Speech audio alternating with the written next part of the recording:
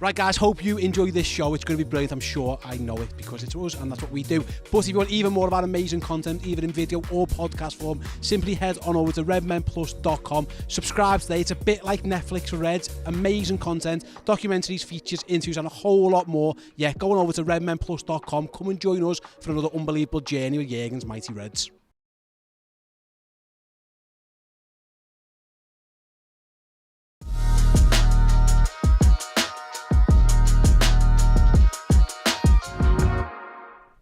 Hello everyone, welcome to the Redmen TV, welcome to the Redmen TV Podcast for our super crossover extraordinaire, our sort of biannual crossover where we remember. Is this every 2 years or every 6 months? Well, yeah, it can be both. It's biannual because you'll come to ours once a year as well. That's the way so we are getting 2 a year, but they've just got to cross over. We had family friends that were a bit like that. Like once they come to ours from London at Easter, we go down to theirs in the summer. We have a great old time. You know what I mean? Share some good memories, share some good times, and then go our separate ways. Yeah, go our separate ways and live our separate don't know lives. each other in October. Who are these people? What are these people doing? Yeah. It's a bit like that the bit in Shaun of the Dead where they cross over with another very similar looking sort of people in the alleyway, and it's like, yeah, little knowing nods. We see each other at the match or whatever. It's like, yeah, good, yeah. We were right by each other at the derby. Yeah. Right, like literally the same row in each other's pockets. In each other's pockets at the derby. That was quite nice. Yeah, it was just a shame the result didn't go the way we wanted. Absolutely. Could have done a lot of crossover. Could have crossed over all the way back across the park. Yeah. I think me and Rob Gutman did cross over there. We were a little bit too close, to be honest with you. He had one leg in his trousers and he had one in yours. Given how close we were that day, like it was very busy indeed. It's been a going theme for the ways actually this season. Big fan of the people in the comments at the moment. Ajit here saying this is like the Liverpool version of the Avengers. It's a bit more like, I think, if you manage to cross like the Avengers and the Justice League over in some regards, you know. But yeah, no, very good stuff. Very glad to have Neil Atkinson in here, of course. And if you don't of course recognise him, then host extraordinaire of the Anfield Wrap. Believe it or not, we've got a few things to talk about on the. So just for the purposes of the viewers and listeners, so we decided to do this about a month ago, and I remember looking at it thinking, well, it'll be a quiet one. Look forward to the Derby County game, bit of Ben Doak chat. Schedule, you're like, Derby can fine. Yeah, it'll be fine. It'll be a lightish week. That'll be good. I'm away the week before. I'm away the week after. So this will be perfect. It'll sit in quite nicely. And then yesterday happens. I know. Well, interesting. At least you weren't tweeting asking who your 1 o'clock was. That was one of my favourite tweets of the entire year. I've exhausted all opportunities here. I've got no idea. If someone's got a 1 o'clock with me, will you please let me know what it is? What was it? I still don't know. So I still don't know if I let someone down or what. No one came back to me and no one chased me, but I definitely had. It was in the calendar. I definitely had something in. It just said meeting. And it still remains a mystery. So if anyone was my 1 o'clock, do let me know. It might be like Fry's dog in Futurama. Just someone sat there still at a table, forlornly waiting for you to arrive for a significant moment in their life. I think we've kind of we've got a super chat here which kind of sells a lot of the conversation we're going to have here. Sean P. Casey saying, "Forget models. I want the money. I want all the money. I want it now. I want world dominance. I want all the belts." Well, yeah, we're going to be having a heavy old conversation around Fenway Sports Group and Liverpool ownership, because really what else is there? There is, of course, Liverpool drawing Real Madrid. There is, of course, as mentioned, Liverpool playing Derby County in a League Cup, which could have... I was ready for a really interesting, fascinating chat about how bananas our team selection was going to be for Wednesday, but... No, in the bin because of David Ornstein and his stupid investigative sports journalism, having to find out things. So yeah, we're going to be doing. There's a poll, by the way, that Joe's just thrown in. Do you want morals or all the money? Feel free to vote in the poll live now in the YouTube chat. But yeah, we will be discussing kind of what yesterday was all about, how we all experienced it, what we know so far, and then in part 2 we're going to be kind of talking about what happens next, and probably tying that back into some similar experiences that we've shared from the last time Liverpool went through a change in ownership and what have you. But yeah, all that to come. If you're live with us, make sure you do interact with us in the live show chat and all that good stuff as well. Yeah, we have a very brief message from us before we dive into all that. We've got a live show coming this Sunday. Here's some details on that. Shimmy, shimmy, shimmy, Acosta, Shimeka. Pass my says his feet, but Rio Luna discount. Shimmy, shimmy, shimmy, Acosta. Hey everyone, football as we know and love it is coming to an end, but the party doesn't stop, it only kicks off. And Chris Pajak, where and when is that party going to be? It's going to be in Coyote Ugly, everybody, 13th of November, that's a Sunday, 4pm till 8pm, we're getting drunk, you're getting drunk, get involved. Who's going to be there, Steve? You're going to be there, I'm going to be there, Chris is going to be there, Chloe, Steve, Dan, the whole Redmen team, and of course, every wonderful Redmen Plus subscriber gets the chance to be there as well. Yes, if you're an existing subscriber to Redmen Plus, then you're entitled to 2 tickets. If you sign up today, you will be emailed a code to get your tickets to the event as well. So yes, the day after the final game of the mid-season, come and have a party in Liverpool with us at Coyote Ugly. It's going to go off. It's going to be us. It's going to be laughs. It's going to be Am I allowed to dance It's going to be on the the bar? ragamuffin. You are going, Chris Payton. Am I allowed to dance on the bar? Yes. You and the Coyote Ugly girls on the bar. I cannot wait for this. Yes. Go to redmenplus.com and sign up. Yeah, music from the Ragamuffins, Dave Jags and us in a big room together, having a chat. What more could you want to do? You come and join us. Join up redmenplus.com. I'm going to have to go. I need to work on my dance moves. Free tickets. All the best. Yes, get involved. Last chance saloon, last few days to get your tickets sorted for Sunday. Yeah, exclusive to Redmen Plus subscribers. You get 2 free tickets if you sign up. The code will be emailed to you instantly when you join up, and then you just go to Skiddle, put that in, get your tickets, and come and party with Mr. Sunday Night there. It was ready, willing, and able. I cannot wait. Yeah. I cannot wait. I'm going to be all over that bar. I mean, there's a chance Neil will still be stumbling around town at some point, but come Sunday I'm having afternoon. a big Saturday. I'm having a very, very, very big Saturday. If you see me on Saturday, I mean, it's a decision. You can come and get involved or you can not, but just be aware of the fact that it's going to be a big Saturday. I feel like all of our energies are pointed towards this game. Yeah. And it's weird 'cause it's not the last game of the season. It's not a final. It's none of the obvious hits. It's just a 3 o'clock at Anfield against Southampton. That's all it is. And I am very committed to 3 a.m. in town after the 3 p.m. against Southampton. Yeah. I've got a 3 a.m. strategy. Big Pop World vibes. Something like that. Sad. Right, okay, let's dive into it then. Monday, David Ornstein from out of nowhere, Chris, dropping the bomb. It was interesting to kind of follow the Redmen timeline because I was in Manchester at the time for the overlap. Having a nice spot of lunch before it all kicked off.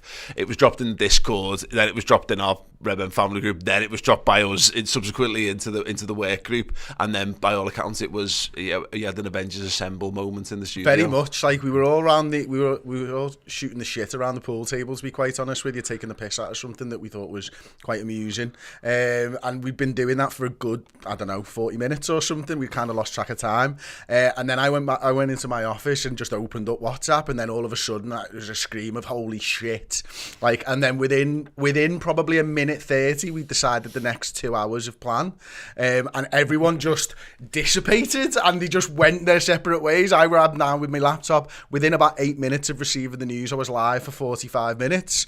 We'd planned then obviously the Redmen Reacts for Redmen Plus, and then we'd obviously started to get guests in for expert insights and stuff like that we wanted to try and get sorted. So it's always, you'll probably find this, when those type of things happen, that's when it's the most fun for me.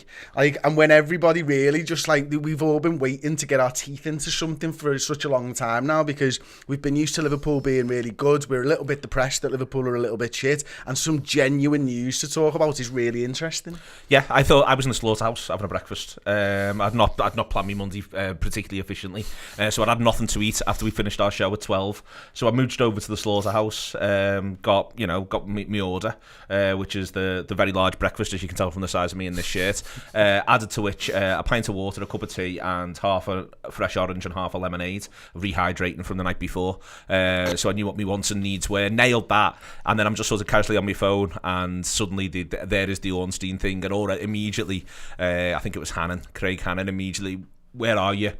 I'm in the slaughterhouse. I can be back in 5. But I had the initial. Did anyone else do the initial thing where you saw the tweet and it was like I nearly didn't click the link because this has got all the hallmarks of sex noise video written all over it. You know what I mean? This is like in the sort of FSG out furore that we've had, particularly exacerbated this season. I was very, very I'm not sure I want to. Is this? And again, is that definitely David Ornstein's Twitter handle? It's mad that I had to question its legitimacy. I checked that. Yeah, I checked the first thing I was like, is that definitely Ornstein? It is Ornstein. Is this an Elon Musk thing? Have I got to think about this now? No, okay, sound. We're on. There we go. It is. And I'm reading through it on The Athletic. And, the thing about it is, it's It's all in what's said and unsaid, and it's and it's all in what's denied and what's not denied, and that's one of the problems with this. There's a genuine sort of, they're not gonna, I think that some people on the one hand will not believe that Liverpool could well be. There's a possibility the whole of Liverpool is sold, or at least 89% of Liverpool is sold, depending on what Redbird's agreement is, and amongst all of this, that unless John Henry turns up on the telly and goes, this is what's happening. Yeah. The flip side is there's other people who are like, well, this is just obviously going to be the end of this process and it's all going to happen in the next 24 hours. And you're like, well, that might not be true either. And it's the vagaries of it, I think, are what's difficult. And then you're back to the fact that first and foremost, both us and the people that we're speaking to, and it's nice that people do listen, we're football supporters first and foremost. We're not experts in high finance. We're talking here about a deal that's $4 billion US dollars in all likelihood, in that sort of vicinity, if not more, for the whole thing. So for 25% it becomes, is it $1 billion US dollars? But then does someone want to come in and put $1 billion US dollars in and not have control and interest? These are quite complicated conversations for people who have a background in high finance, let alone people whose background is fundamentally whether or not Fab Aurelio is or isn't better in the pantheon of, well, yeah, that as well, but is or isn't better in the pantheon of Liverpool left backs than E.G. Stiging or Bjornaby. So you're finding yourself, oh, come on, man. Stiging Bjornaby got a lot of assists. He did, but Fab it was a wonderful left foot. You don't get wonder right foot. Why don't you get a wonder right foot? You've literally picked the worst player. Sorry. Why don't you get a wonder right foot? Because left-footed players, they're rarer, they're more magical. I agree with you. I 100% agree with this. I agree, but Trent's got a wand of a right. Can we not start using that? He's also got a wand of a left, which he showed at the weekend as well, which was sort of glossed over. Also, Stiging Bjornaby was better than Fabio Aurelio. You've picked the wrong player for this, Neil. I'm not going to get stuck into Stig. I like Højvind Leonardsen too. Okay, sue me. He was busy. And have no time for Daniel Agger. You're a strange cat. There's an odd Norwegian outlook, but you're left sort of trying to pick the bones out of this, aren't you? And you're trying to do it quickly as well to work it all through. But the best thing to do is just have an honest emotional reaction to it first and foremost, because that's what people have got as well. And I think it's quite a complicated emotional reaction. I think it's interesting when you suddenly have to engage with the reality of, well, what's next, if something is going to be next. And I still think there's 4 possible outcomes, and that, from what's out there, they all feel about as likely as each other. But you're left going, well, what's next? And then within that, you've got to try to sort of process through, and then we get back to the poll. Do you want the morals or do you want the money? Yeah, absolutely. I think for me, I'm looking at it. I'm looking at the words that David Ornstein used, and I'm trusting David Ornstein is a great journalist who does his job properly, and who isn't looking for the sensationalist headlines that he's already been accused of. Now, the fact of the matter is, for me, I did the video yesterday, got loads of people tweeting me going, read the statement, Chris, read the statement. I'm like, this is what happens when a journalist approaches a company with inside knowledge of something. They have to give a statement, and they've given the most vague of all statements there, which is just to protect themselves and the value in the company that they may or may not be trying to sell. To protect the process. Yeah, of course. To protect the process. So I have no doubts that Liverpool are up for sale, whether that be as a percentage or more likely for me, based on absolutely fucking nothing, the club is up for sale properly, because I trust in the journalistic instincts and writing ability and investigative journalism that is David Ornstein. But the statement's very FSG, and you go all the way back to them initially coming in and being like, kind of like, we're just gonna do stuff and then we'll talk about it once it's done. We're not going to give you loads of promises other than the top line mission statement of sustainability and reinvigorating the club or whatever. But in stark contrast to what Hicks and Gillette were, which was all these really like headline Brexity Tory, election style. Here's the big things we're going to give you: a shiny toy car and every kid gets a Dairy Triangle and all that. Whereas this has got the whole thing of they're kind of protecting themselves with it, because if they can't find a suitable sale, if they're going, the club's definitely up for sale. I think that sets fire to everything around them at one time, and it doesn't mean they're not up for sale, but it's quite canny. The vagaries are quite canny in how they've chosen to do it.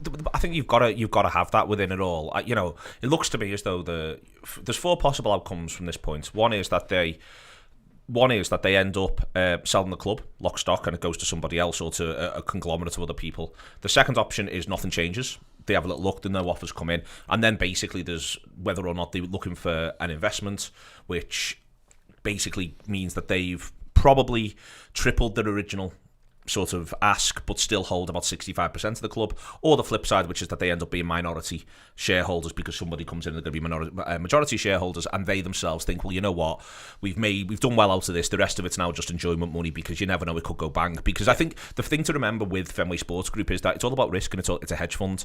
And I think in this moment there is a set of circumstances that means that Liverpool Football Club could go on to be worth twice as much as it's worth now, and there's a set of circumstances which means Liverpool Football Club could go on to be worth half as much as it's worth now. I don't think it necessarily goes much beneath half as much as it's worth now, and there's obviously a time limit on the growth in the opposite direction. And I think that from Fenway's point of view, therefore, there's different forms of being able to exit now, mitigate that risk, maximise reward, and end up either with some shares or with none. A lot of this is statement to the obvious, and where this is difficult to talk to a football audience is there'll be some people in your comments going, yeah, of course, you idiot, that's what happens. And then there'll be other people in the comments going, hang on, can you just explain that again? Because everyone's got a different understanding of this, and it's difficult to therefore do a different desire for understanding. So it's difficult to do our jobs in a couple of ways, because the one thing I don't want to do is be patronising to anyone on the one hand, but the other thing you don't want to do is be boring either. So you want to try and sort of accelerate this conversation into a certain space, but it's difficult because you want to bring people with you, and we've got to sort of bear that in mind. There's some people who just don't particularly want to engage with this, but know that they now have to, because this is the reality that's on them. Where that ends up, I think Fenway Sports Group themselves don't actually know yet. And I think that that's going to be the difficult thing. I think there's a lot of people who are going to say, I think what's key is they are open to all four of those eventualities that I've just described. And it's possibly the first time they're open to all four of those eventualities. And I think that's what's changed. That's what the Ornstein piece is actually about. For the first time, Liverpool are open. Fenway Sports Group's ownership of Liverpool is open in quite a public way now to all four of these eventualities. So what happens next? And what happens next is there's a massive vacuum, and there's going to be a lot of bullshit that fills that vacuum. There really, really is, so prepare yourself for that. There's going to be a lot of nonsense that fills that vacuum. There's going to be a lot of stuff that manages to try to link something as banal as the acquisition of Jude Bellingham into that vacuum. That's going to happen as well, and that's not really all that relevant, I don't think. And I think that having a good system of working out this is relevant, this isn't relevant, is the next difficult thing to do. The problem is it's ultra relevant to a lot of people, and that's the problem. When, just to update us on the poll, 48% of people want us to keep our models, 52% want all the money. And of course, look, it's a jokey poll done on a what even day this is, this Tuesday morning on YouTube. And again, there's a lot of, we had a lot of this around. I know I always bring it back to Brexit, but it was a huge thing. I know for a fact that if I was 10 years younger when the Brexit vote happened, I'd have voted for Brexit, only to watch the world burn, because it was fascinating. Same reason I voted Lib Dem, because I just want, I just suckered into the rhetoric of, let's just do something different and let's see what this kind of looks like, without realising, you might have to live in that world and what and ramifications. So there'll be a lot of people there, and I'm seeing there's a guy here saying, basically along the lines of, if I can find the actual comments, but it's basically, I've had enough of models and blah, blah, blah. I just want us to get all the money in and go toe-to-toe with City. And my biggest problem with this is that, is it still Liverpool? At that point, if it gets sold to to a certain type of ownership group, and I don't want to get lost into that. They can be from anywhere in the world, by the way. I just mean anyone who just totally and utterly is at the exact opposite end of the spectrum to the models that we kind of try and hold on to. Is it still Liverpool? They'll wear the kit and they'll have the badge, but is it this? And it's a bit like people who go to war over Xbox and PlayStation, and it's like they're the fucking same thing. Honestly, go and put a game side by side, if you can tell me the difference between a game and how it runs on a PlayStation compared to an Xbox, this is not Amiga versus Atari in the fucking 80s and the 90s, where there was a significant difference between things. Everything's basically the same now. They just slap a different badge on it and you watch the same thing. That's my biggest problem with all of this, and I think there's a ton of people out there, Chris, who that's how they consume football. That's how they want football to be. I want to take it back to before Ornstein's article, and because I think there's, I think Neil's quite right. He's saying something's changed. Well, the something is that Liverpool are up for sale. The four possibilities that you spoke about. Well, let's take it back to the reasons of why, and why you put yourself into FSG sort of heads at the moment, and let's think about what's happening in the world. There's a potential 10-year financial crisis coming into play. you have a lot of uncertainty. I'm going to take it back even further. The mistakes that FSG have made, I think, have been mainly around the European Super League. Obviously, we'll mention Liverpool and all that as mistakes, but the European Super League, I think, massively affected their outlook for Liverpool Football Club from a financial point of view. And I also think the way that FFP has been applied over the last few years, when we know that, you know, FSG really wanted FFP to be applied properly. So, well, hang on a minute, we can compete with them in a financial fair play world where it is absolutely 100% done properly. Can we compete with Newcastle United upcoming? Can we compete with the Manchester Cities? Can we compete with PSG over the next 10 to 15 years without Jurgen Klopp? Because at some point he is going to go. Without the likes of a Michael Edwards, do we have that trust in the process that actually is one league title in 10 years going to be enough? Manchester City, the way things are going now, look like they're going to win 8 of 10. Yeah. That's for me is a simple fact. Yeah. They've won 4 or 5 for a start. They're probably going to win 8 of 10 unless Newcastle step things up massively. When they break into the European football and they start to actually win those trophies as well, it could be very, very difficult. So is now the perfect point when Liverpool are at the closest to Manchester City in terms of commercial revenues, in terms of the team on the pitch and everything else.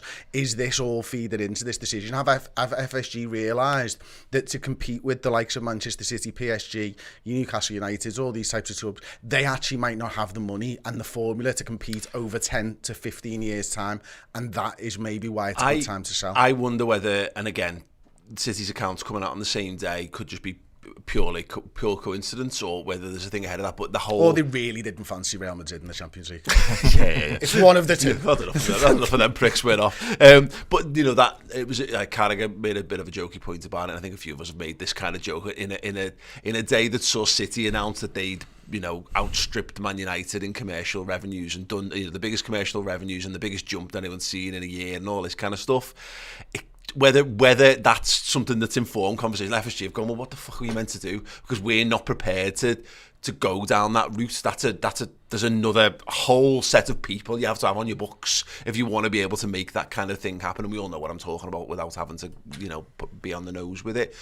You know, people. There's a great thing from Sporting Intel where, you know, like the person who was one of the founders of the betting partnership, and their LinkedIn profile picture is also used for some like random cam girl site, and it's all over the internet because it's not a real person. Anyway, but it does make you think, doesn't it, of that, whether they've been impacted by that on the day, probably not, but there's no way that's not in your thinking of they're the rules of the game. And we have a problem with this, I think, as like there's fucking lefties of like when you see how the right approach things, and it's because there's a lot of sociopathy that goes into that, and they're going, we're just playing the rules of the game here. The rules have changed. You might not like the rules, but if you don't engage with the rules, then you're not going to win.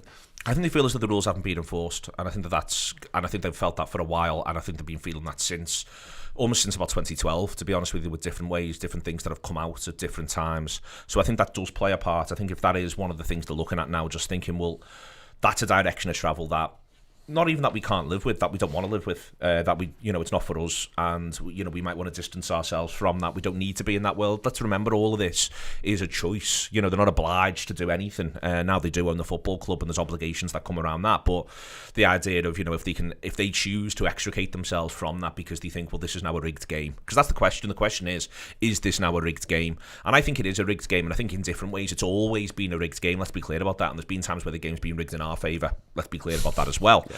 But I think it is a rigged game. Simultaneously, that doesn't mean you can't play it. It doesn't mean you can't win at it as well. You know, I take your point about City and 8 out of 10 titles, but it is sort of worth pointing out that no one knows what it looks like when Guardiola goes. True. It's also worth pointing out that Guardiola's contract's still up next summer, and he's not signed a new one. Yeah. You know, there's ins and outs around that. The Newcastle thing, no shadow of a doubt. But then, realistically, away it's a rigged game. As it looks as though UEFA are going to start having 5 Champions League places for English sides. That's on its way as well. I think in amongst all the stuff that they've got right or wrong, if you almost park that for a minute, in amongst a lot of the stuff where they've got it wrong, so Project Big Picture and the European Super League. Project Big Picture, by the way, I don't think the idea of changing the structure of English football is wrong. I think that the way in which they were going about it and what happened to them, and the fact that they weren't able and chose not to go out and argue for it, is an issue. Yeah. But, and also the fact that they haven't backed the Crouch review, I think is wrong. And I think it's actually counterproductive to Liverpool's wants and needs, because what the Crouch review will give will be the opportunity to have a regulator backed by a state. If you want to beat state-run clubs, a regulator backed by a state, able to go in and look at finances and look at deals in real time and say, are you messing with this? Are you messing with this? And whether or not that'd work is up in the air, but it's literally the only game in town. Yeah. And Liverpool have chosen not to, and Liverpool, run by Fenway Sports Group, have chosen not to back it publicly. And it was always, when the manager was talking the other week, the follow-up question that wasn't asked, that should have been asked, was, so did you back the Crouch review? At which point, I don't know what he would have said, but it would have been difficult for him because the club haven't, and they've chosen not to do that. And let's be crystal clear, and that is the only way to stop it being as much of a rigged game. But what's in Project Big Picture, and what's in the European Super League, and why Redbird are in, and what's still there for Fenway Sports Group or for anyone else, especially where Liverpool's concerned, is owning your own media rights. Yeah. And that is a game changer. So this is back to my four options. And I think one of the things that Project Big Picture had in writing, the European Super League had in writing, was the idea that clubs could screen their own games. Yeah. Not all of them. It wasn't the idea of getting rid of Sky. But if we imagine the turnover of LFC TV in a universe where LFC TV can screen 8 games exclusively live a season to where the turnover of LFC TV is now, it is night and day. Yeah. And that is the thing that puts you back competitive with Manchester City in a way that they don't have that option. It's a rigged game, everyone will say. It's a rigged game. It's now the elite clubs trying to protect their own, etc., etc. And that's something that will... And I think that has been... As I say, it was in the small print of both of those proposals, but I think Liverpool were part of those proposals, and I think it's Liverpool's small print. That's what Liverpool wants. Yeah. You know, we are now arguably, and FSG would argue, the most watched club in the world, where the argument is that we are one of, if not the best supported club in the world. We're one of the big 5, us, United, Bayern, Real and Barcelona at the very least. And what I think Fenway Sports Group have wanted to do, what Redbird have wanted to do, is leverage that into how do we turn that into cold hard cash. And what's difficult with the collective bargaining agreement, and what's difficult with the Saturday 3 p.m. blackout, and what's difficult with the way in which a lot of this stuff's already structured, is that I think if you want to say the Super League or Project Big Picture or whatever has knocked them back, I think it's knocked them back from what they want in terms of the media rights. Yeah. So this is a media rights conversation, I think, and I think that, as I say, that's why I say there's a universe where in 5 years' time this club's worth twice as much as it's worth now. There's a universe where in 5 years' time, which is your argument around your Newcastle, that there could be backward steps. What happens when Klopp goes? It's worth half as much as it's worth now, and that's why this is a really interesting moment if you want to have a conversation about being a hedge fund and dealing in risk. Yeah. Again, the things that we're not privy to is just, again, it's what are they looking at? Because I've often said when people talk about them, how they invest and how they've run Liverpool, it's that we forget sometimes that it's just part of a portfolio, and the game of hedge funds is just to grow the value of your portfolio. It's actually not so much. It's all well and good getting $4 billion, but then you've got $4 billion in cash, but that doesn't grow. That's that, and you might just want it. I know, in small state, I've seen this happen with small family groups where it's great having a bunch of properties, but sometimes you just want a bit of dough to spend on stuff for your life. I think that's a really important point, because the next thing that we do is we act as though firstly either Fenway Sports Group or John Henry is this homogenous thing. Now, Henry owns a controlling share in Fenway Sports Group, but he's got a lot of other people who own shares in Fenway Sports Group, some of whom might be completely committed to the Liverpool project, some of whom might be saying, can we get the cash out now and either put it back into a couple of American sports, because we've said that that's our target, and we're not very cash rich at the minute. There's a coming global crisis that you're talking about. There's the idea of we want to move in this direction, but we act as though Fenway Sports Group thinks and exists with one voice. Yeah. Whereas the reality is, John Henry probably has a lot of phone calls from different people who are saying, can we do a bit of this, can we do a bit of this, can we do a bit of this? And I think that that's an important point as well, not to act as though there is this sort of homogenous thing. It has to act like a homogenous thing, but it doesn't mean it's day to day. And it's also, why Liverpool, why we forget sometimes that Liverpool's it's its own separate business, and so why the Super League comes out, most people at Liverpool aren't aware that it's happening, because these guys they just think of Liverpool as being, it's like how you don't inform your kids about what you're going to be, what your summer holiday plans are going to be. You just turn around and tell them where they're going. And that's one thing that gets lost in it sometimes. I think the other thing is, as well, going back onto the risk management and making money, that's what FSG are there to do. Yep. They're supposed to make money. That's what their company does. It just happens to own ours in the football club. Now, there's just to clarify that, neither Redmen nor the Anfield Wrap. Oh, wow, because there might be a few people who think that's what's being said there. I will definitely do that on podcast extra, by the way. You think that... Though we are for sale via Goldman Sachs. Coincidentally. Complete coincidence. There's an NFL franchise up for sale right now. It's the Washington Commanders. Used to be the Washington Redskins. Changed the name. It's going to go for about $4 billion or something. But that league has one idea, and that idea is to make money for all of the owners of all of the clubs that play in it. Football doesn't work like that. Football isn't a money-making machine. In fact, it's a fucking hole for money. It will suck money out of the owners, and it will never really give massive returns on investments, whereas the NFL franchise are completely made the opposite way. Everything is about a collective bargaining agreement that gets one thing, the owners richer, and it's not very often that NFL franchises come up for sale. Now, I'm not saying that FSG are going to buy the Washington Commanders, but with £4 billion, you could buy a business that's probably going to make you more money than Liverpool Football Club. Yeah, and possibly be less stress. Yes, as well, to throw that bit in. I mean, you might just want a private Twitter account for Linda. That might be the entire reason that you actually. No, I can't deal with it anymore, John. No, I think all of that. That is a key part of this, and that's a key part of sort of thinking about where this decision, or what frames this decision and decisions like this one, and where they come from. And I think that it's an important sort of bit. And as I say, this is why the bit I think is less significant, although there is also here, there's an emotional sort of push and pull. Like, there's a lot of chat about, and Liverpool need this rebuild, etc., etc. I don't think that's coming into it to a huge degree. I think there might be an element in there where there'll be a feeling around, well, we went there and we did what we said we'd do, which is, well, we won the first title in 30 years, and we did this and we did this, and we've currently got a huge sort of positive. They will feel they've got whether the people who watch this agree or disagree, they will feel that they've got a huge positive sort of column here of this is what we've achieved, what we've done there. We've improved the stadium, we've improved the infrastructure, we've improved the sporting side, we've improved the off the pitch sporting side. We've got this list, we've ticked the boxes, and there's the silverware to prove it. And it may well be that it's possible that they're thinking, well, we've got no real emotional attachment to this. Is there? We nailed that, and I think that's possible. And I think that you've got to acknowledge that could be in there as well as part of the framing of this decision. But I think on all of it, though, I think the key thing that happens is genuinely what happens when they go to market. Because it may well be that they get an offer that they like, and it will come down to literally the figure. I think that the people who wonder if Fenway Sports Group will be worried about their Liverpool legacy are as full of shit as the people who worry about whether or not they're going to get Jude Bellingham as a leaving present. Like, it's two sides of the same coin. At this point, the job of Fenway Sports Group, if they are leaving Liverpool, is to maximise the return on investment for the people who've invested in Fenway Sports Group. That's it. That's the job. Nothing else. Yeah. They haven't got to worry about a Liverpool legacy. It's not like John Henry needs to worry about coming round to ours for tea. Yeah. And whether or not he's going to get a warm welcome. Does not care. Has barely set foot in the city anyway. Yeah. Full stop. In terms of the length of time he's been here. He's not worried about what they're going to think of him in Pogues. They've been the Beatles story. Yeah. You know what I mean? They've done Matthew Street. They're not going to come back for a holiday. Yeah. So who gives a shit what you do to the city? So it's the monorail episode of The Simpsons. It is. It's now time to clear out. If they've decided it's time to clear out. But I'll say again, it might be that they go through, they don't like the terms that they're offered in a number of different ways. They don't like the terms of a partial investment. They might not.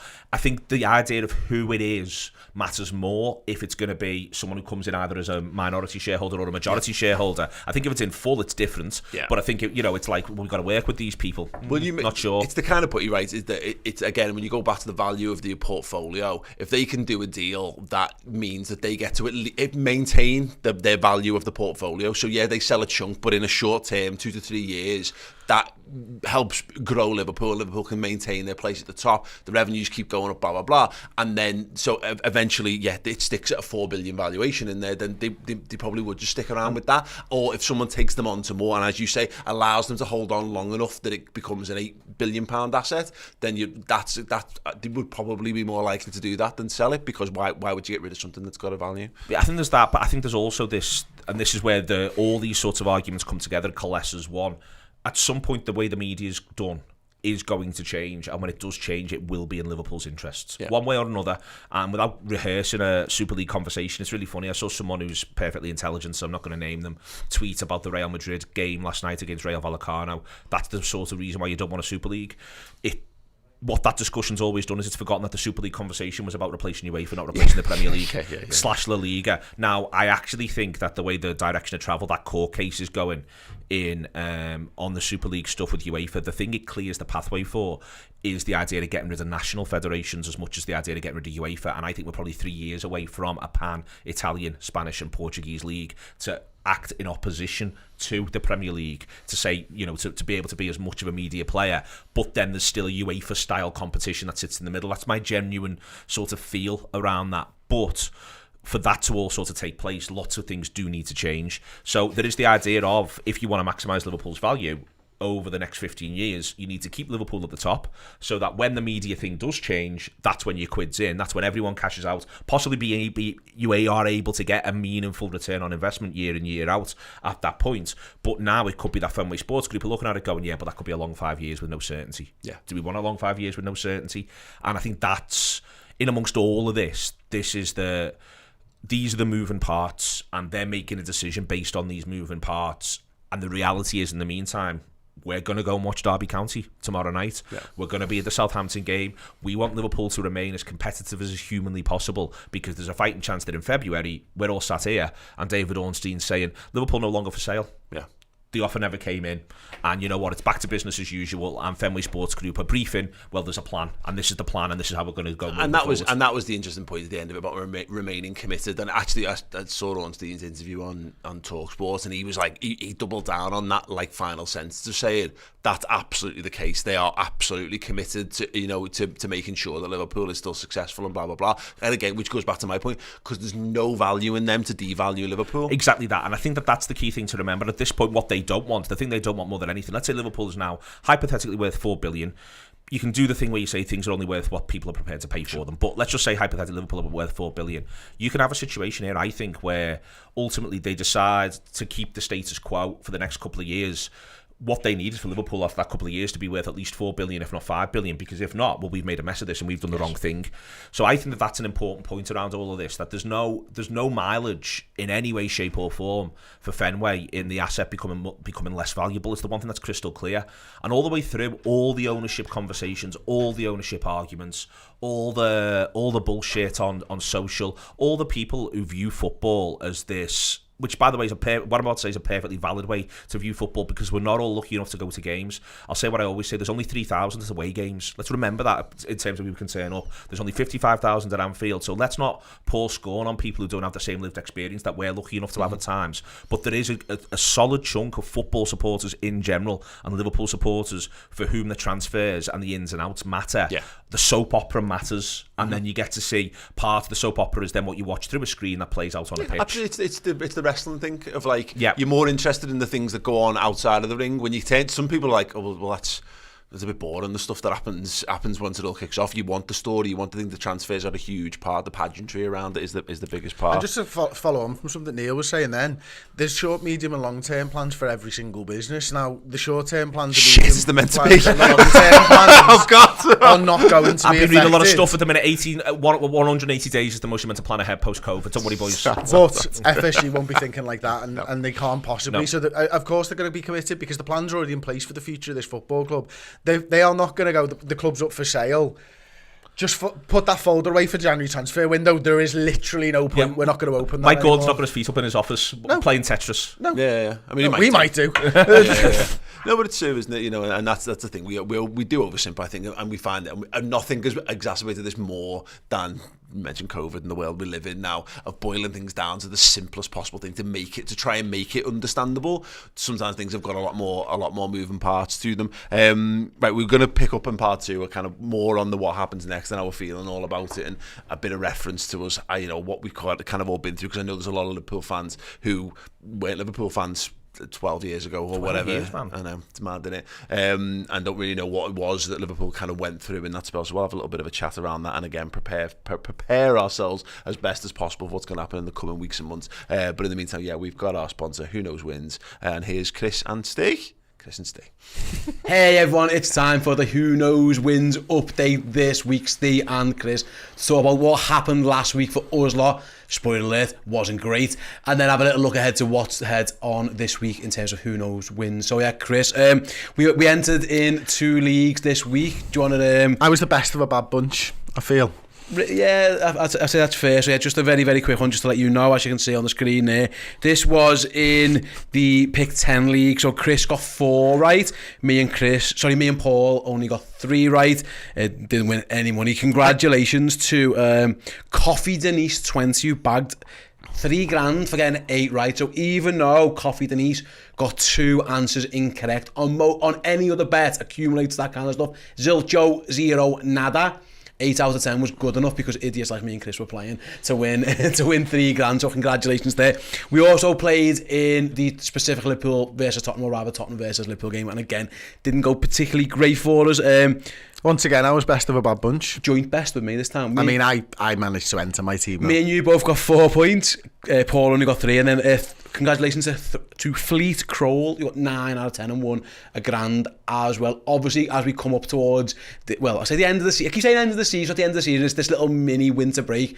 Liverpool have got some games to play already. This week we've got the Derby County game, which will be coming up very, very shortly as when you're watching this. We've also got Southampton at the weekend. So yeah, we're going to be doing Who Knows Wins leagues on both of those specific games. So yeah, get yourselves involved. Got some of the categories here very, very quickly, the kind of things that you'll be looking at. So in terms of Derby, again, it'll be like the half-time and full-time result, both teams to score, etc. That's the same for the Southampton game as well. So I mean, how we're going to even select it. I feel like I'm going to turn a corner this week. I feel like this week I'm going to get money. One of the questions is Nunes to score on the LFC versus Derby County one. I'm going to pick no. Yeah, I don't think he's going to play. So I don't think he's going to be on the pitch. But look, he'll end up coming on and scoring an hat-trick or something. So that's where that one is. And then also, and I'll bring this one up on the screen very, very quickly for everyone at home. If you scroll down on the homepage to the Pick 10 League, there it is right now. We'll also be picking this weekend's results from across Europe. These games are. So we've got City, Brentford, St Mirren versus Rangers. Do you reckon loads of people got done by Rangers losing? Yeah, St Johnstone beat them, didn't they? I mean, I had Rangers. Everyone did. I think that was one of the reasons why it didn't take 10 to win yesterday. Got Bournemouth, Everton, Cardiff, Sheffield United, the Reds against Southampton, Forest, Palace, got Spurs, Leeds, West Ham, Leicester, Newcastle, Chelsea, Wolves, Arsenal. So yeah, I say Europe, it was all British fixtures there, technically. Yeah, it was there or thereabouts. And just to show you what one of the games looks like in terms of the game of the day, Liverpool versus Derby is there for you guys now. And like I say, you've got your full time, your both teams to score, you're over 2.5.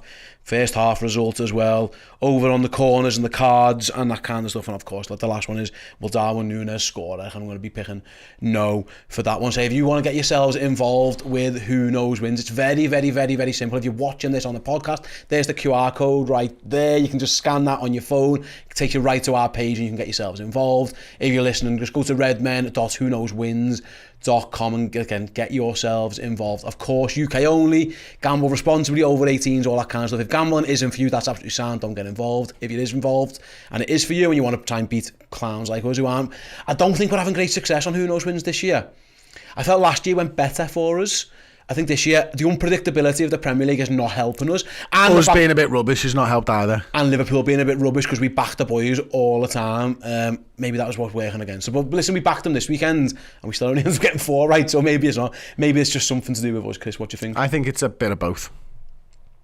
We're not very good at it, and Liverpool aren't very good, and we are kind of deluded fans. But that's okay. That's the type of fan I want to be. Yeah. I'd rather be a supporter. I'd rather be going and backing my side to win things. I'm not one of those people who feels good about winning money when Liverpool lose. I'd rather win money when Liverpool win. Yeah, so fingers crossed if Liverpool can start winning some footy matches starting this week. Like I say, if they can get past Derby and Southampton, I've got a feeling they are going to win both of those games, and I'm going to go heavy on the overs for Liverpool. I'm going to have them to win both halves, win the full time. I'm going to go no on both teams to score that. I think on both of those games I really fancy the Reds, although anybody could be the Southampton manager. They could have hired Pochettino and Rafa Benitez combination or something and they come and dog a 1-0, but we'll find out when we get to that one. But yeah, Chris, thanks very much for joining us. Thanks all you guys for getting involved. Like I say, if you want to get involved, redmen.whoknowswins.com, the link's in the description. There's the QR code. Get yourselves involved. And yeah, let's get back to the podcast. Yes, welcome back. Yeah, we're still chatting Liverpool ownership situations because, again, poor old Bobby Firmino, I'd love to give him more time and attention. The poor bastard, missing out on his final World Cup, more than likely. Then again, who knows? He's eternal, isn't he? Brazil. It's Brazil, yeah. I mean, Dani Alves is in the squad. Just to make that, just to reiterate that point. But yeah, thanks to everyone who's obviously interacted with us so far in the comments and all that kind of stuff. Obviously, real sort of mixed sentiments, and it's hard to kind of pick a lot of it out between people just saying the obvious things that they say online and people having genuine thoughts and opinions on it. I kind of want to get first, before we kick on, how we're feeling about it, because Neil, I've just got a real feeling of low-level anxiety around this whole thing. And, I tried to explain on Twitter last night, which is always a bit of a hiding to nothing, but, we launched Redmen in the summer of 2010. We originally pitched it. Rafa was still boss when we originally pitched it the year before to Liverpool. We then put it live on YouTube during the World Cup 2010, and I think the first tweet off the Redmen account was like, "I can't believe they've sacked Rafa," and then so the Hicks and Gillett stuff was already well reaching ahead by that point, and we were covering protests outside the grounds. The Spirit of Shankly did the thing on the steps of St George's Hall and all that kind of stuff. That's not to say that this is exactly what's going to happen again, because you might get owners that you're absolutely sound with.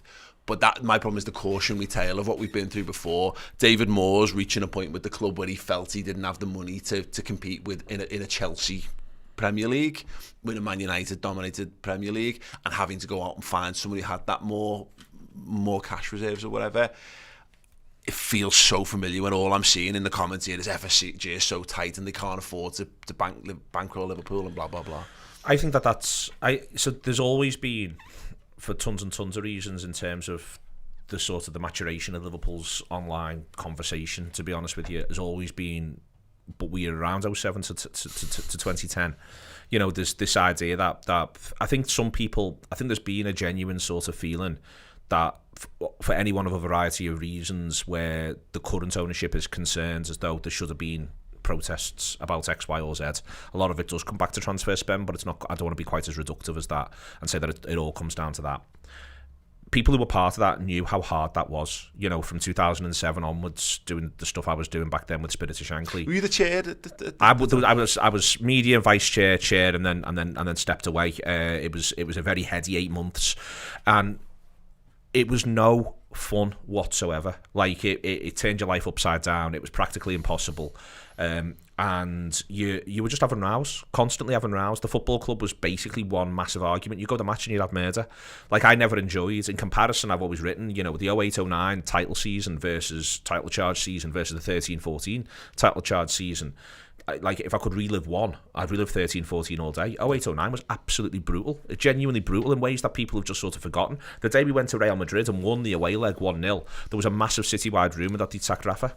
That everyone who was part of it and active and supporting the club at that point, genuinely, people thought they'd sacked Rafa that day, because it was just everywhere. And it's a really weird thing back then to sort of think about now, but it was what it was like. You're waking up with anxiety in the night for the manager because of the way in which he was being treated. We played them. There was remember the Klinsmann rumours, and there was a protest of thousands of people out and marched on Anfield ahead of one of the Champions League games. It was the Rafatola, and it was absolutely wild, and all of this stuff was mad, and it wasn't good, and it wasn't fun.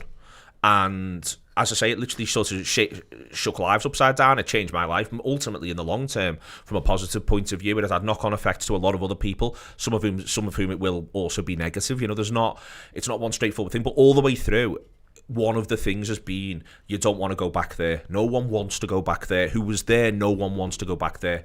It wasn't, let's do this to watch the world burn. Because when you were part of that, it was unbelievably hard work. And it wasn't as though the fans spoke with one voice. Let's be crystal clear. Quite the opposite at times, because a lot of people. There were multiple groups. So there was obviously Spirit of Shankly, but there was Help Save LFC. We were quite close with at the time. There was the black shirt protests and all that kind of stuff. But that you frame there is the people who wanted change. Yeah. The majority of supporters didn't. Yeah. Until it became crystal clear how awful the situation was. At which point they were like, "Oh yeah, it was like that all along." I remember doing marches around the ground with SOS, being clapped on by people who were in pubs.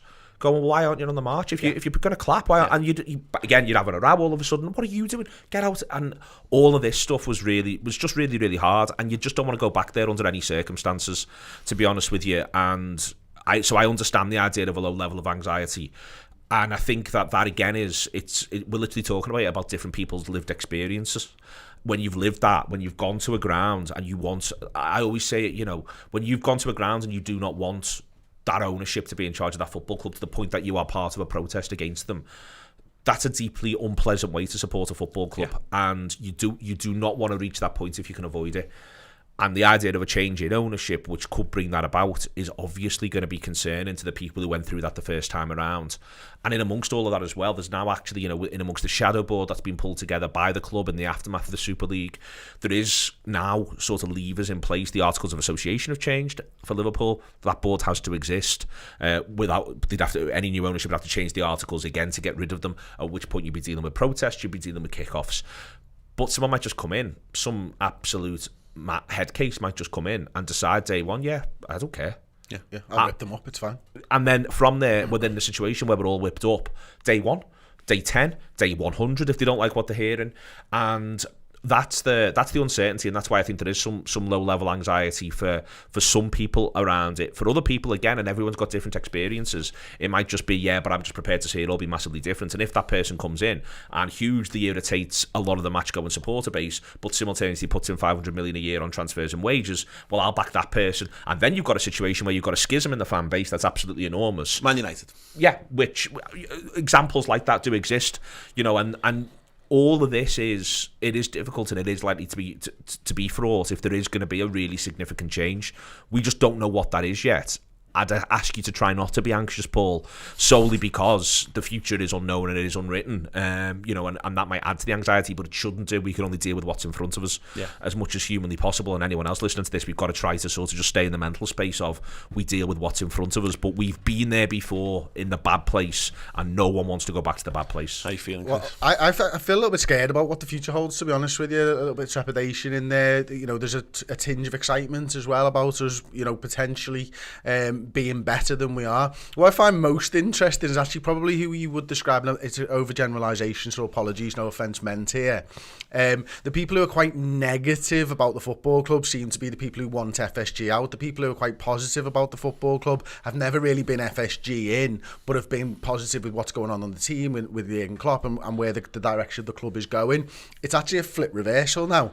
The people who were negative are really positive about the future, and the people who are positive are actually more negative about what the future holds. And I find that quite an interesting thing where 24-hour everybody's flipped. And it's just an interesting thing as humans. It's something that when you get what you want, you are more positive. When you don't quite understand where you are, which I think I'll talk for myself, I don't necessarily want FSG in charge, but I don't necessarily want them not in charge at the same time. They've always existed in a grey area for me because I can see the positives and the negatives of what they've done at the football club. I try nearly phrases like I don't give a fuck who Liverpool's owners are, but when I realise what I mean is when I'm talking about FSG is I don't really care who they are. I just care about how the football clubs run. I really just want to. I do just want to care about the football team. I've got my list of what I don't want. I don't want to be run by fascists. I don't want to be run by a state. I don't want to be run by an attention-seeking bellend. I've got what I do want to be run by, people who care about the well-being of the club on and off the pitch, people who will hire the best possible people at all levels of the club, right the way down to what you could view as the very bottom of the club. Get the right people in place all the way through. That's what you want, and you can sort of go through this list. But there's also something else that I don't want and I've never wanted. I don't want an owner's name on a banner. I think that the stuff that you've seen at other clubs, you know, Chelsea, Manchester City, it's downright embarrassing. Yeah. And ultimately, owners don't win football trophies, footballers do. And I do not want to, firstly, I don't want to see, you know, if Fenway Sports Group, who've been, you know, in charge of Liverpool over this period, where you can look at a number of things and think that they've done pretty well. Simultaneously, I'm not going to be crying any tears, nor am I going to be going on television going, you know, goodbye England's Rose.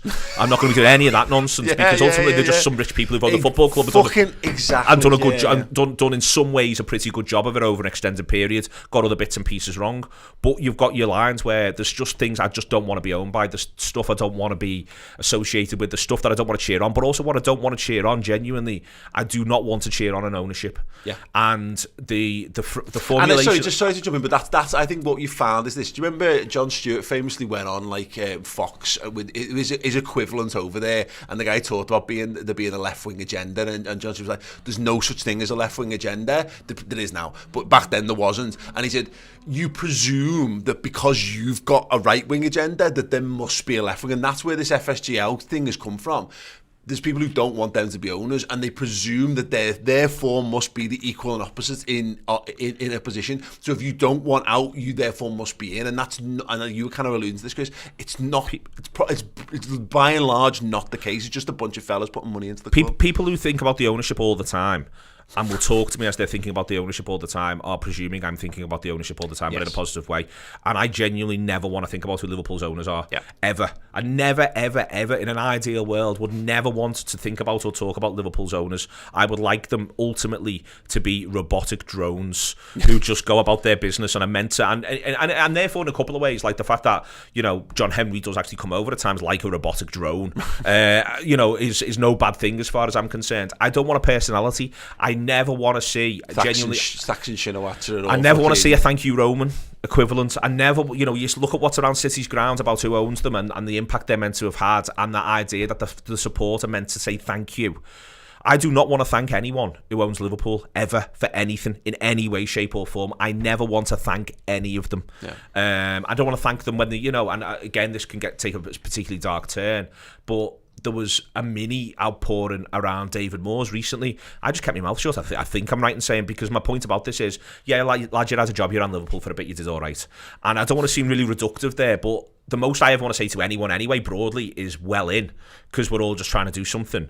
But ultimately, I do not want to thank the billionaires, any of them. So, you know, bring me some new ones. I'm not going to want to thank them either. John Henry, you know, Tom Werner, Mike Gordon, whoever you want. I don't want to thank you. You've come in, you've done a job. If they sell Liverpool and make 10 times the money that they made, there's your fucking thanks. All the best, boys. You got what you wanted, and we all move on. And that's my position, and that is genuinely what I don't want. I don't want even the sense for a second that that's what we're meant to be doing, that either. So I don't have to protest on the one hand, and I don't want to be having to, you know, to paraphrase Roy Hodgson. I don't want a bunch of Liverpool fans in fucking shake outfits celebrating outside the fucking Kop. And my head would explode. And that's it. But what I want is, I want a football side to support, and I want a side that is filled with players that I actually really respect. You know, it's filled with personalities of people who do good things off the football pitch with the money that they're making, who clearly take big things and what's important to fans, like Jordan Henderson and the lads did in Rome away, and had that Sean Cox flag. That is something that's stuck with me since there, is one of the best things I've seen on a football pitch from any group of lads across any fucking sport, because there's an understanding of what the fan base needs in that exact time. That's what I want from my football club. And I was asked a question yesterday off camera of, would you rather have someone with unlimited funds but you're guaranteed success, or, you know, your own properly in your eighth? And I think it took me a little second or two to think about it, but as long as my football club's my football club, and most of my life Liverpool have finished between 8th and 3rd in the Premier League, and it's not something that I particularly want to go back to seeing. I want the opportunity of winning those trophies, but we've been a really lucky fan base. We have sustained trophies throughout our barren periods, not the one that we wanted, of course, but I will still support my Liverpool team. The ownership questions whether I support my football team, because the wrong owners means I'm morally and as a principled person, or as a person who I like to believe I am principled, I've got a really big question to ask, and that's where the fear comes from. It's just got that thing, and again, not to boil it down too simply, but it's like, do you want to be married to a superstar supermodel who's just absolutely incredible and looks great on Instagram, but is vapid and hates you, and you have a really horrible cold life? Or do you want someone who's like, who's homely and looks after you and cares for you? The truth lies actually somewhere in. You want the whole thing, don't you? You want the perfect package, and it exists, but unfortunately, when it comes to football stuff, you know, you said before, there's no good billionaires. I was asked yesterday, Paul, who's your ideal owner? Well, it's someone who's the top 10 richest people in the world, who's done it the right way. All right, I've just ruled them all out, so apologies there. That happened to be a Liverpool fan from age 3, or they came to it from age 20, and has so much money that it is just a vanity project that they want to make their football team the best in the world. It probably isn't going to happen, but that's my dream. The Super League stuff was like the fucking League of Evil fucking meeting, wasn't it? You know what I mean? It was like all of the supervillains of the world getting together, and it's like, well, why are you a supervillain? Oh, well, you know, I created a death ray that destroyed all these kind of people. Oh, well, I once shot a big hole in the moon. You know, and they're all fucking evil, but they've all come at it from different ways, and they've all decided to get together as a big club. And so when you saw like John Emery and all having dinner, when it was obviously like the genesis of where the Super League kind of came from, you're like, oh God, you know, they're all coming at it from different angles, but they're all broadly bellends in their own way. But it goes back to your thing of look at fucking Cardiff. You know what I mean? You could get or what was happening at Hull when you got people who could come in and be like, just change the colour of the kit. Why? Because I want to. Because I fancy doing it. Like, you mean, that's terrifying, and it shouldn't. And I thought Andy Heaton actually put a good string of tweets out last night. Andy Heaton, always a good follow because he's an argumentative gentleman, and he generally it's a rare good string of tweets. All right,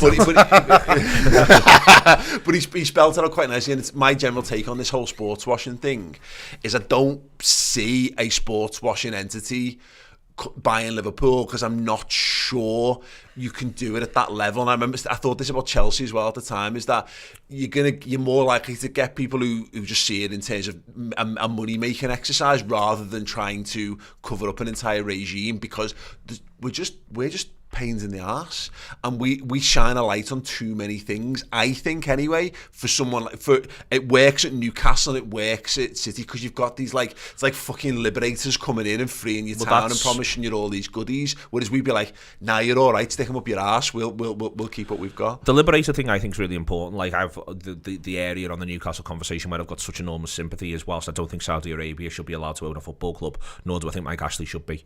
You know, you could end up, you know, that's a perfectly valid position, I think, and again, literally, you can have an extended conversation about who should or shouldn't own our football clubs. You mentioned before about the way in which American sports are run, all the best being an overseas investor and getting involved in American sports, the way in which that system works, and it's not going to happen. And yet it's open season over here, and we've decided that well, when I say we, no one invited any of us or most supporters into the room, but it's been decided that that's absolutely fine, and you can fill your boots broadly with, it's not called the fit and proper person test anymore, they've renamed it, but it's still not worth the paper it's written on.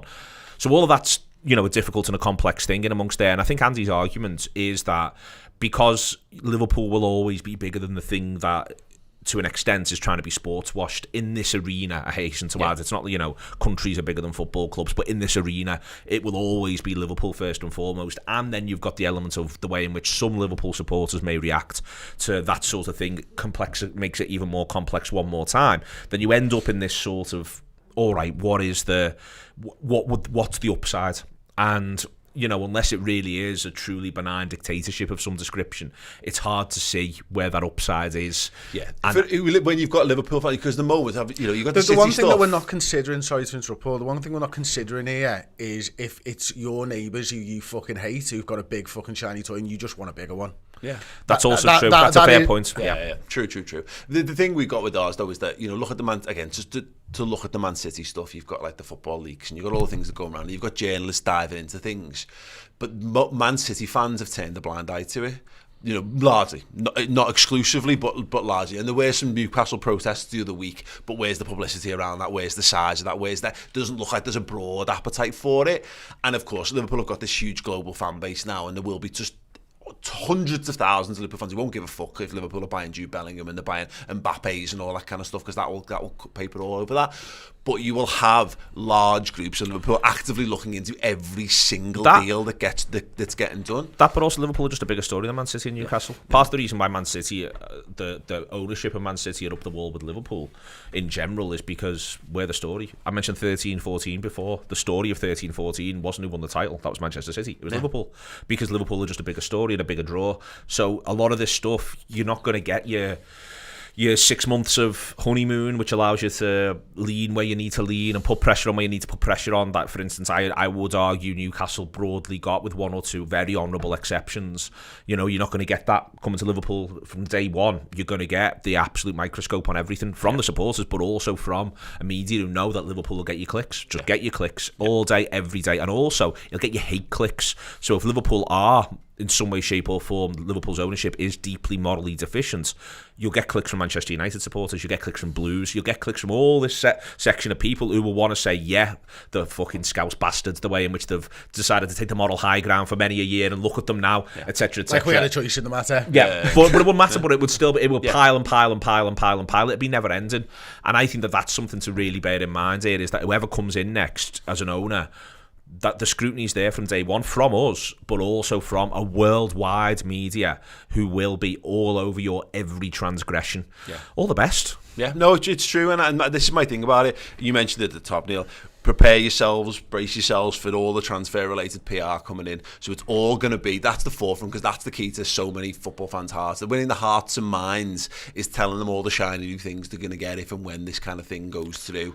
And we're going to see, and also going to be so many racism accusations thrown around. I'm seeing it on Twitter already, of as though questioning whether, states that don't give women equal rights, and literally, you're literally not allowed to be gay in certain countries, as if it's an issue to question those things. It should be a fucking massive issue. It's not racism to question that, but you're going to see a ton of that thrown around, and that's all, you can already see it already. The toxicity around that kind of stuff. Again, it's pre-prepared ourselves for that, because that we're dipping our toe into that already. And it's going to roll. And the point about this now is that. So I was all the way through this, there's going to be a lot of journalists are going to decamp to the World Cup. A lot of people who cover football professionally are going to decamp to the World Cup, and the World Cup's going to happen, but there's going to be a lot of people who aren't going. And it's not like, it's not like the Daily Mirror are going to furlough all the journalists who aren't going to the World Cup. They might encourage them to take a bit of time off, but everyone who covers domestic football is still going to be looking for things to write about. Transfers are going to be a big part of that, but now Liverpool are going to be in amongst all of this. It is going to drive that sort of attention in a couple of ways. You could argue it's good for things like us, but I'd rather have the time off. I'd rather have a quiet. I was very committed to a quiet couple of weeks. Slaughterhouse breakfast. I was committed to that sort of thing. I was committed to a bit of self-care. So genuinely, if this is one of those times where genuinely I wish I had the sort of relationship with Fenway Sports Group people sometimes say I did, because I just basically give someone a bell and go, listen, can you just give me a timeline, because I'm trying to book a holiday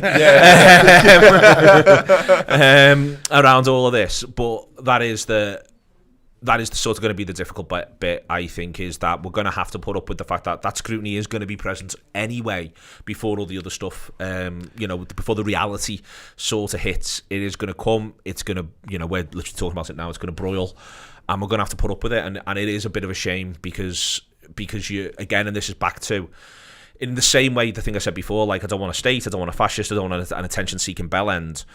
This is now in the attention-seeking bell end area, without sort of saying that's what Fenway have done, because I don't think it is. But you're now in this thing where I just don't want off-the-pitch stuff from Liverpool being in the headlines. I just don't enjoy it when that's the case.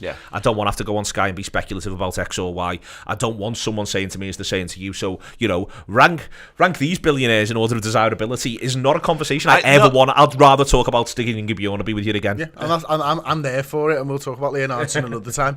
But moving the conversation on slightly, it's also we've got a fella in charge who's so in tune with us, I think, in his philosophies as football fans and as people, that concerns me as well. And that Jurgen Klopp in his position, should a regime come in that we're probably thinking we wouldn't like, where does Jurgen Klopp stand on this? Because just last week he was speaking about it in a press conference, and the world burned for fucking hours after he had the gall to call out journalists and a regime that he didn't agree with, and a World Cup and a time that he didn't agree with. What the fuck would Jurgen Klopp do? The only side to this is that, because I've had this conversation a lot with Alex Ferguson at Man United, who clearly decided to kind of throw Manchester United long term under the bus, just to give himself that last couple of years of how he was kind of taken in, I guess, by the money side of things or whatever, because he wasn't and remains very quiet over the Manchester ownership situation. You'd like to think Klopp would have more, but there is a little point where you go, do you want 5 years of just being bankrolled with anything to get whatever you want, and you don't know where people's morals stand? Came to us for a project, remember? Yeah. When he could have gone to Manchester United at the time or something it's as well. It's different though, innit? When you're in and you've got your house and you've got your fucking world, and we're talking about, it wasn't exactly that he hasn't been bankrolled either. He's had a lot of money to spend.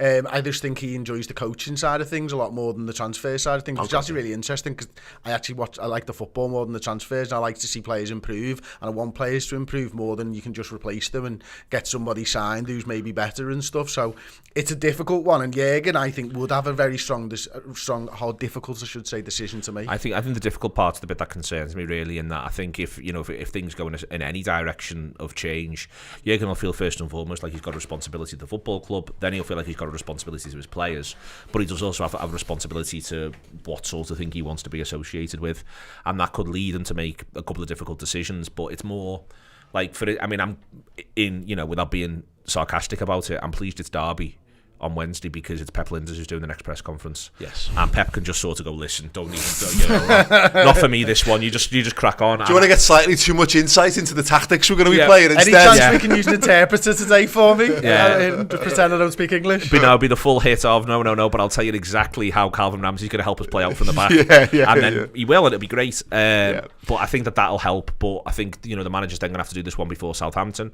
There's going to be an eagerness to get him on the record and to say something.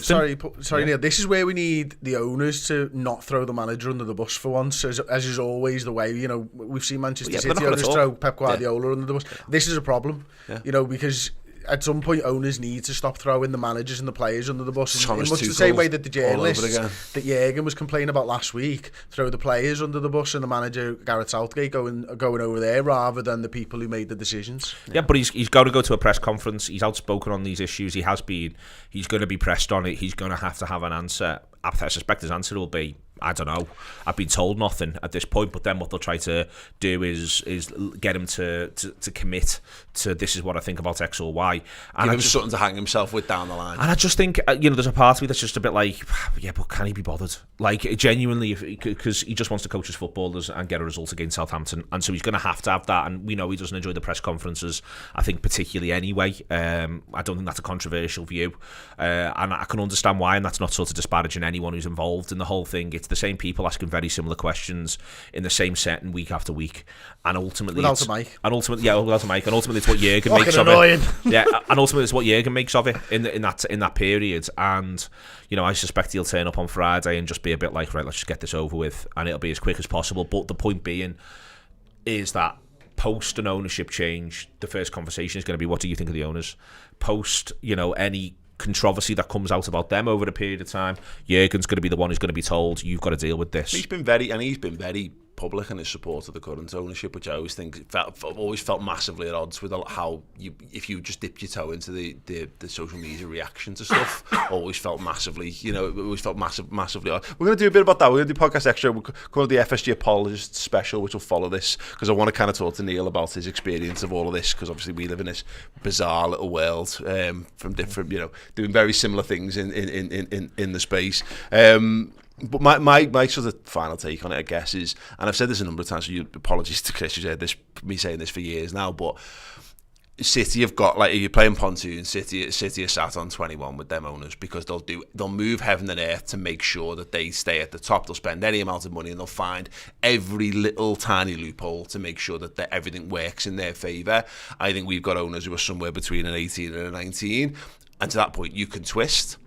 And you might land with the perfect owner. You might land with the absolute perfect ownership group that's got everything they've got, but actually you don't have to worry about any questionable morals behind them. But having been through what we've been through, you're more likely to go bust, and it depends how prepared you are to take the gamble. So, and you're right, we're going to forever be asked these questions. We've always had it, like, what would happen if? Until we know more info, I can't know how I'm going to feel in a year's time or 2 years' time, and I can't actually know. And it's about Jürgen, like, until someone throws a 500 million transfer budget at Jürgen, he can't even know himself how he's going to react to that kind of situation. His desire to come out on top might absolutely override all of his models, and we might all have them issues. So I don't want to be those guys going, I'll walk away from Liverpool forever, because such a significant part of my life and always has been. I can't imagine a world where I don't follow the lads in red, not going to Anfield and stuff. But until we see what happens, it's hard to know how we're gonna live with that, really. But yeah, anyway, shit. I see other people dead excited. I'd love to be super excited about it, but I just feel it's a bit. It feels like naivety to be totally like, oh, but imagine all the players will sign, because I just don't see how it comes. Scott, what do you have to give up to get that? Yeah. Anyway, thanks to everyone who's joined us live. It's good to speak about a lot of these things again. I'm certain there'll be plenty more to talk about in the coming days, weeks, and months. Keep your thoughts coming in the comments. We're going to be doing Podcast Extra immediately after this, which is our uncensored podcast, where we chat about life, politics, and all the shit that people shout at us for on the public forums. I'm sure Neil will be very, very well versed in all that. Keep politics out of the podcast, Neil. Absolutely not. Exactly. So yeah, come over. Podcast is politics. Yeah, 100%. Head over to redmenplus.com and join us for Podcast Extra. It promises to be very good fun indeed, and we'll see you over there. Ta-da. Hey guys, hope you enjoyed that video. If you did, please do drop a like on it and give us a subscription to this YouTube channel as well. If you want even more Liverpool content in your lives, either in podcast or video form, check out redmenplus.com, our subscription service. It's absolutely brilliant and you will love it.